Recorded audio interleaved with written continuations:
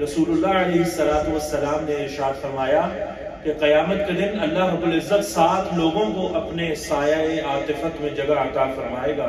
کہ جس کے سائے کے علاوہ اس روز کوئی سایہ نہیں ہوگا۔ عدل و انصاف کرنے والا حاکم، ایسا نوجوان جس کی جوانی عبادت الہی میں گزری ہو، ایسا شخص کہ جس کا دل اکثر اوقات مسجد میں لگا رہتا ہو، اور ایسے 2 لوگ جو فقط اللہ کی رضا کی خاطر ایک دوسرے سے محبت رکھتے ہوں اور اللہ کی رضا کی خاطر ہی آپس میں ملتے ہوں اور جدا ہوتے ہوں،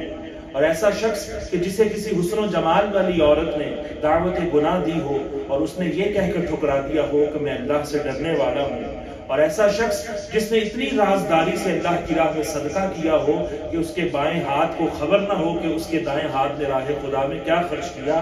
اور ایسا شخص کہ جس نے تنہائی میں اللہ کی یاد کی ہو، اللہ کا ذکر کیا ہو اور بے اختیار اس کی آنکھوں سے آنسو جاری ہو۔